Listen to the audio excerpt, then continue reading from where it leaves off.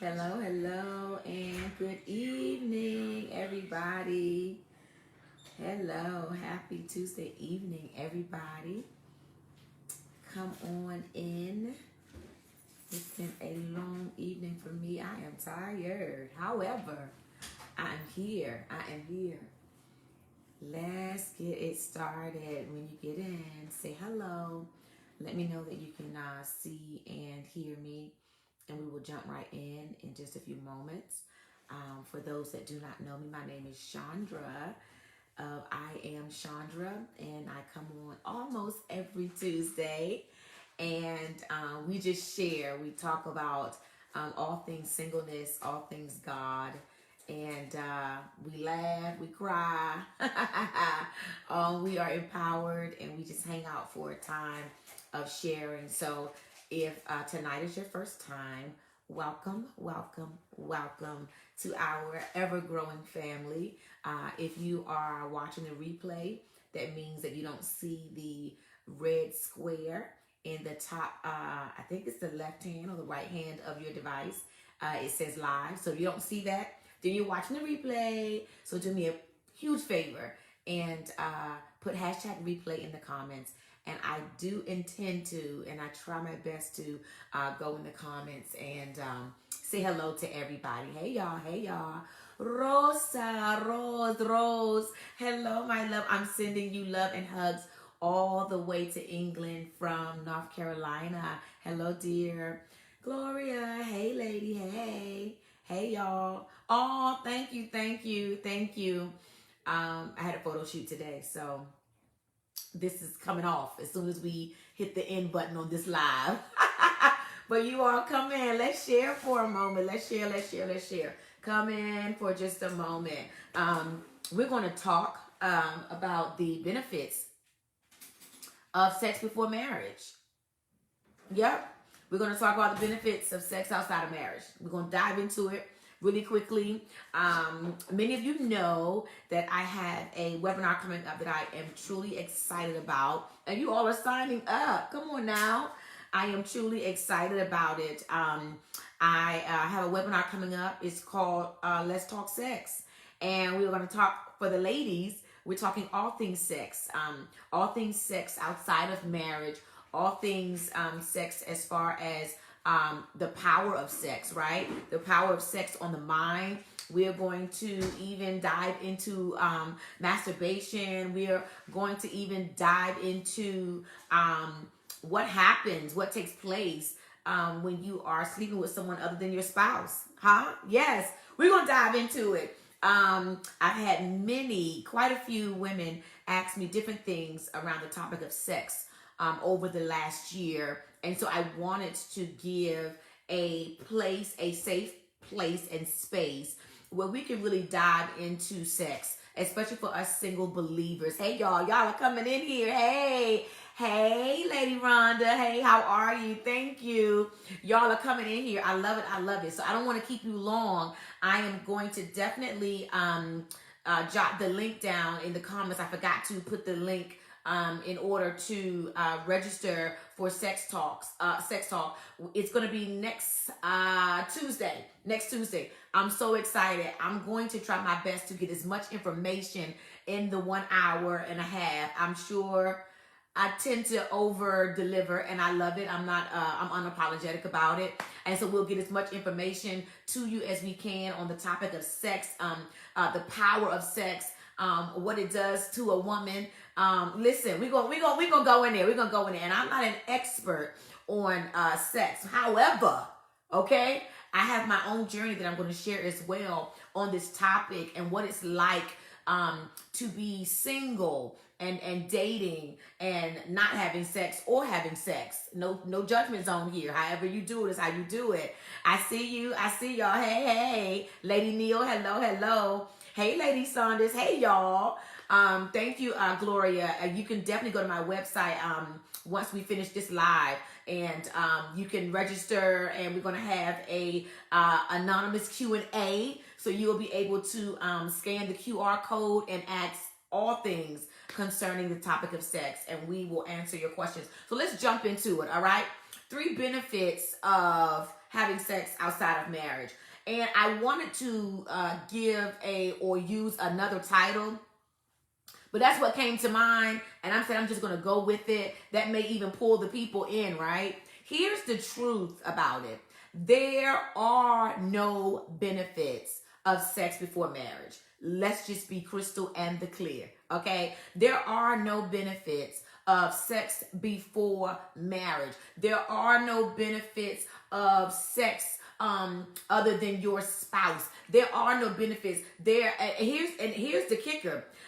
There are no benefits, and even what it feels like physically, or the pleasure or the enjoyment, even that, if you want to call it a benefit, it is a benefit that is short-lived. However, the spiritual, right? The spiritual causes, or the spiritual things, the spiritual effects or impacts of those things that we do during sex and outside of marriage, those things are long lasting. Those are the things you got to get delivered from.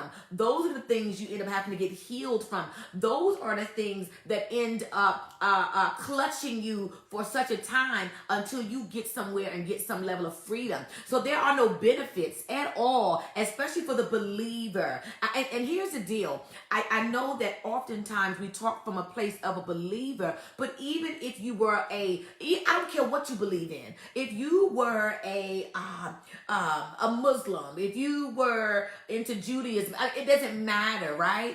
The impact or the effect of sex outside of your spouse is still the same. It's the same. I don't care what God you serve, right? I don't care what church you go to. I don't care if you don't even believe in God. That you cannot. It's not about what you believe in that makes the impact, right, of what happens when you have sex outside of marriage true. It's true regardless of whether you believe it or not. And so what I want to do tonight is give you a little tidbit of some of the things that we're going to share next Tuesday night. I am so excited. So here's the deal. Let's talk about one of the things that happens when you have sex outside of marriage and outside of your spouse, okay? So like naturally, of course, we all know when there is a pleasure touch anywhere on the body, right? So oxytocin is released. We know that, right? But here's the deal. It serves as a form of like a drug, if you will, and you get addicted to this particular feeling. And so sex outside of marriage, right? If you are not careful, it begins to teach you that the oxytocin that you're feeling and that the heart palpitations that you're feeling. Come on, women, let's talk straight talk just for a few minutes. The extra heartbeats that you're feeling and the fluttering as if it were butterflies that you're feeling. That sex outside of marriage begins to teach you that that's love. When that's not love at all, that's just a feeling. That's a natural feeling that you get when two humans are together. It's just natural. This is how God has wired us. But this is not what God is using to define love. That's not what God is using to define love. And so if we think about it, the sexual partners that we've had over the years as single men and single women, or outside of marriage, or even if you were in an adulterous situation and you swore up and down that man loved you, or you swore up and down that woman loved you, although you all are sneaking around, although you all are lying in order to keep what you got going, right? But what's driving you is not love. It's lust. It's the feelings. It's the high that you have become addicted to. It is not love. It is what's being released from your body and from your system because of what it is you are engaged in. God is so good. Even if you think about how a man or a woman can have you in their clutches just by way of sex, right? But if you use it inside of marriage, the way that it is intended to be used, the same way that you were gripped by a man who wasn't your husband, you can be gripped by the one who is actually your husband. And that's what keeps the marriage and preserve it through hard seasons. So there's a purpose for the release of this, what we want to call it, a drug, right? But there is a purpose for why this oxytocin is released, for why these feelings are there. They are there to keep and to preserve marriage, to keep marriage enhanced, to keep it at a place where two individuals are locked in and they're not looking outside for anyone else or to anyone else. Hey, Lady Pamela, I see you. So you have to think about this thing. What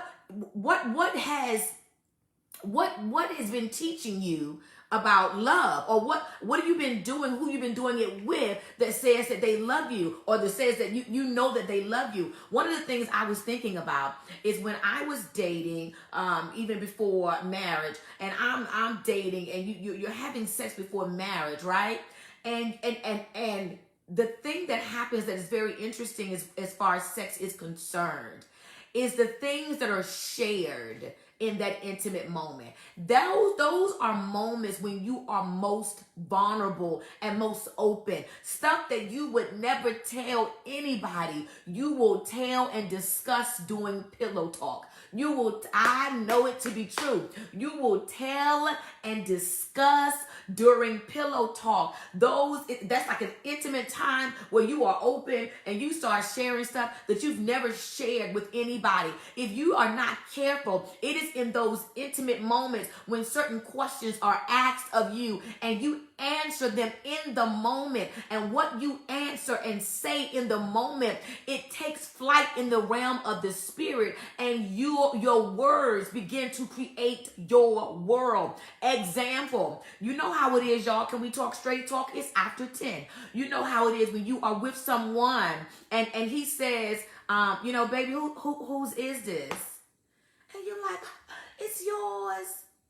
That thing takes flight in the realm of the spirit, and you wonder why you can't get away from this person. You've tried to break it off, but this thing keeps calling you back. You have given of yourself. You've given ownership to someone else in a moment, oh my God, where you were high and you were not sober, and you've given someone ownership of something that's not theirs. Do you hear what I'm saying? Ooh, Jesus. I just feel like this is a necessary conversation, especially for our young girls. And we have to be able to tell them the traps that we have put ourselves in sometimes, looking for what we think is love or attention. And now we have given legal right. Here's the deal. When you sin, you give legal right to the activity in darkness. When we sin, because I am not omitted from this, when and if we sin, especially the sin of sex is what we're talking about right now, outside of marriage, you give legal right to the kingdom of darkness. Here's the deal. I was thinking about this as I was getting prepared tonight. And I know that there are women, and this is no judgment, but there are women who have said that they are dating or have dated a narcissistic man, right? I'll say this. The main way that you're able to open yourself up is to a narcissistic man long term. You giving it up. You're having sex. It's no way you're sober and you got a narcissistic boyfriend for more than 3 months. I'm not convinced. There is no way. There's no way. I see you, Lady Pamela. You got to come out of agreement. I'm trying to tell you. But there is no way. You keep wondering, like, why are you always getting these bozos or these guys that are not good guys? And maybe men are saying the same things, right? But if you are having sex outside of marriage, you are opening yourself up to the narcissistic behavior. You are opening yourself up to liars. You have to close the doors to that stuff by closing your legs to that stuff. You have to. There's no way that you can be sober and have sex outside of marriage. There's no way. There's no way you can be sober. There's no way you can make good decisions. There's no way you can make wise decisions. My mom used to say all the time, you can't hear God when your knees are at your ears. Mother was telling the truth. You cannot. You're not sober. You're drunk. You're not even thinking in your right mind. You're thinking with the butterflies. You're thinking with the heart palpitations. You're thinking like that. It's almost like you're under a spell. So when I'm talking to you like this, right? We're just talking, right? We're sharing and we're unpacking this thing about sex before marriage, right? But say if I were talking to a man, okay? And I'm talking to a man and I'm getting a specific sexual or, kind of turned on vibe by him. I'm not going to talk like this. It's like your whole vibe, your whole countenance changes. He like, what's up, babe? You like, oh, what's up? It's so powerful. You already go into a space of you're about to descend. Ascend or descend, but you're about to switch up. He'd be like this, you're looking so nice today. Oh, thank you. You done close your eyes because you're starting to take it in and you're starting to get high. So now you done close your eyes and your body shape has changed. Where you were up like this and like just talking like this, now he said that you are cute or you are beautiful or I ain't never seen no girl like you. It's just your whole everything. It's like when you were on guard. You let your guard down so you can get high. You let your guard down so you can get high. Oh my God. And it's never instantaneous. It's always over time with us, right? So it becomes the phone conversations. And then it becomes the way or the tone of your voice on the phone. And then from there, that person can come over. And then when they come over, then you all can sit on the couch and watch a movie. And nothing happens that time. So then he comes over again. And when he gets there this next time, he can sit a little closer and we can watch more than one movie. He can stay a little longer. It's over time. There's this process that happens. It's not just all in one night. Well, some of us, we we got the one night stand that has happened. You know what I'm saying? No judgment zone. We're here for it. We're here to help. We're here to help. But there's this process. And it's like literally you are descending and putting down your guard by every visit, by every phone call. Another part of your guard goes down. You let your guard go down some more. And then it was just a pet kiss. And so you think you safe, right? Because it's just a pet kiss. But baby, how many times y'all gonna pet kiss for you slip them a little? Okay, all right. Sign up for the class. Sign up for the teaching. Sign up for the training. I want to give you some tools. I want you to see what is going on in the realm of the spirit. I want you to know that it is very possible that you can live successfully, sexless in your singleness, and you don't have to be an angry woman. The devil, do I look angry? I'm like 8 years in. Do I look angry? Come on, y'all. When you can fix your mouth and yourself, your mind to say that you have a chip on your shoulder because you're not having sex, then you are saying that sex has control. You are saying that you don't have control over your members. That's what you are saying. You are saying that something else is ruling. You're not in control. Because I'm not having sex, I'm going to be nasty to people. Because I'm not having sex, I'm going to be mean to people. Because I'm not having sex, I'm going to eat and I ain't even hungry. We can fix these things. We can fix these things. These things are not unfixable. God does not ask of us anything that we cannot deliver. He's very fair. He's very just. He's merciful, and he's kind. Some of us cannot go without having sex in our singleness because our identity is tied into our sexual acts. We don't know who we are beyond our ability to please another. No judgment. It's a real thing. Some of this is from our upbringing. Some of this is from trauma that we have survived, right? Some of this is from things that we've seen our family members do. Some of this is because this thing is in our bloodline. We are coming for all of that on the 21st of December. I am going to give you as much as I can. I am going to leave you with as much as I can. I'm going to answer as many of your questions as I can. But I want you to be able to even discern and to see the difference between lust and love. These things that we are feeling, they are not love. They're not love. They're just feel goods, right? Because we're human. The body is alive. Come on. I mean, as saved as I am and saved as I think I want to be, right? And although it's been 7 or 8 years, nothing, no masturbation, no nothing, no accidental nothing, no nothing, no orgasms, no nothing. I haven't any of that, right? But still, even in that, I know that I can't put my guard down. If a man touched me the right way now, I might curl up too. I'm still alive, right? I've just become disciplined. It's not a thing of, Lord, take these feelings away from me. Now, I want all my feelings. I need to know that everything is still, intact and where it needs to be for when the man of God do come, right? So I'm not asking God to shut down anything. I'm not asking God to shut down anything. I'm asking God to help me to step into the grace of abstinence. There's a grace to be abstinent. There's a grace to be abstinent.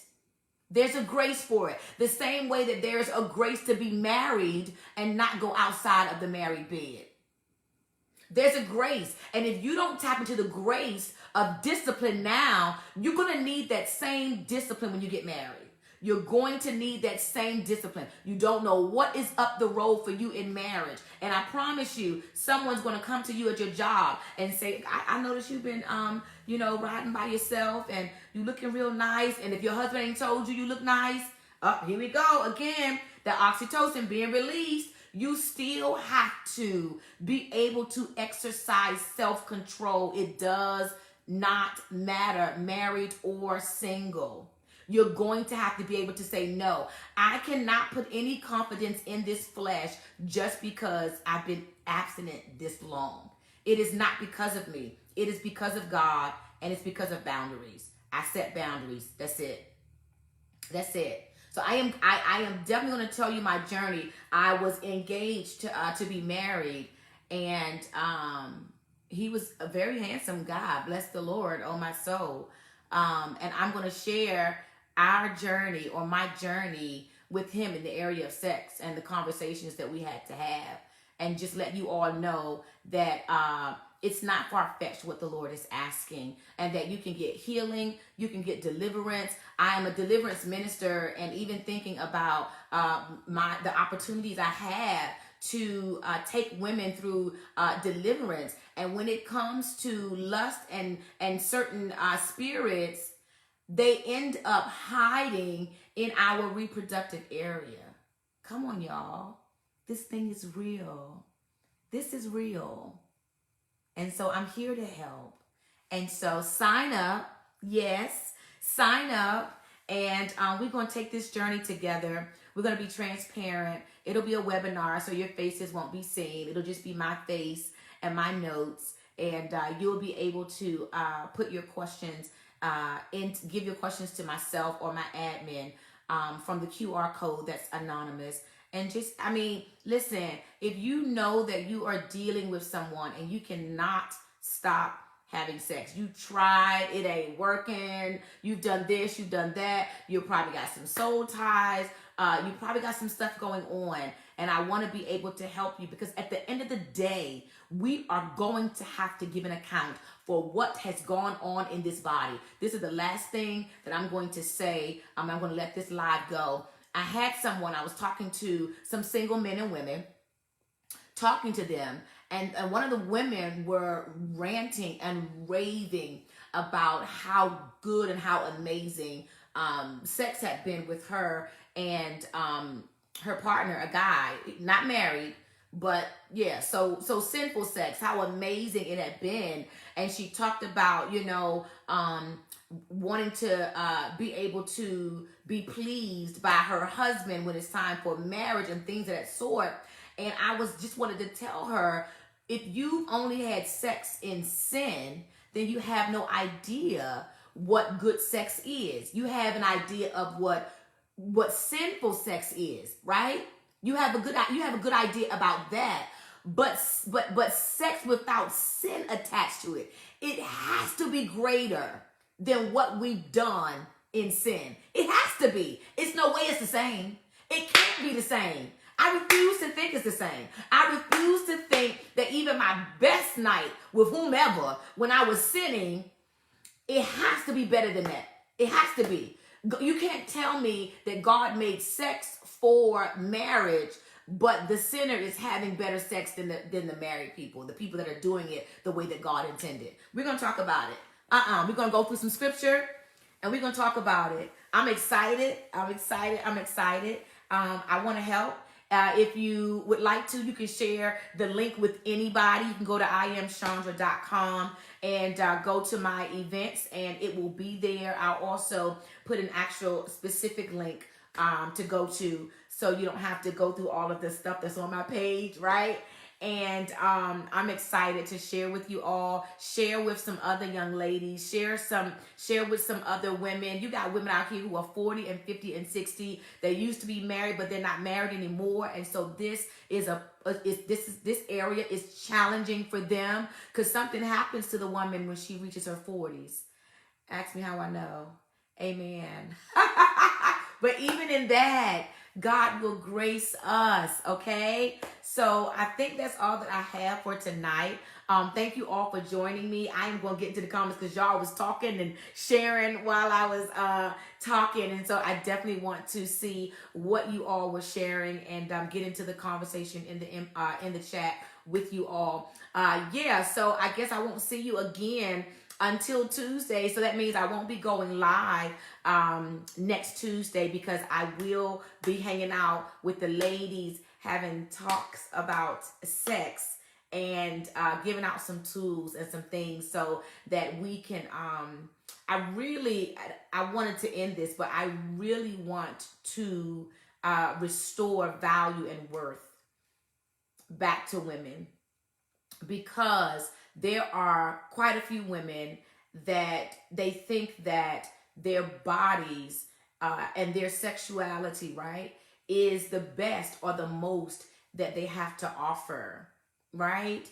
And so I want to be able to expose you to the power that we have beyond what's under our dress, right? We have the power to birth. We have the power to build. We have the power and authority to call and to it's endless what God has done when he fashioned and made a woman. And we are not just for the pleasure of a man, right? We're not just for that. And so I believe that there are some women who they don't know who they are outside of sex, outside of being sexy, right? We dress a certain way to get attention. I want to address as much of that as I can, to bestow honor back to my sister, to bestow honor back to a daughter that might be watching, that might join on Tuesday next week. But I want to be able to restore honor and value, even if your purity was taken. And so that's why you wrestle with being with this man, that man, this man, and you're not married. I want to be able to address that and bring value back to the woman beyond what's between her legs. Yep. So I love y'all. Y'all be blessed. And I see you. I see you. Who was that? Okay. I see you. Yep. It's anybody. I mean, men can join, but I'm definitely going to teach and train from a woman's perspective, because I am a woman unapologetically, but there would definitely be something there for the men. And so that a man who really wants to understand women, you may be able to share in this live and just listen to this webinar. Just listen and be able to understand your sisters, be able to understand your moms, be able to understand your aunties, be able to understand women, just be able to understand us beyond the angry black woman, but beyond the loose woman or the woman that wears the tight clothes all the time. There's a story behind the woman wearing the tight clothes. There's a story. So we coming for your story. So I'm gone for real this time, y'all. Absolutely. Oh, yeah. We're going to talk about that too. Sexual diseases, all of that. We're going to hit it. Y'all pray for me. I'm going to be studying and having my head down and listening to the voice of the Lord, so that whomever signs up, that you get exactly what you need from God. Not from me. I'm just a vessel. I'm just a conduit, right? I'm not the one that has it all together, but I'm just yielded to the fact that the Lord said that he wanted me to share this, and I was like, okay, God, let's get it. So I'll see you all next Tuesday night, those who sign up, and I love you all. Stay safe, and I'll talk to you soon. Bye, y'all.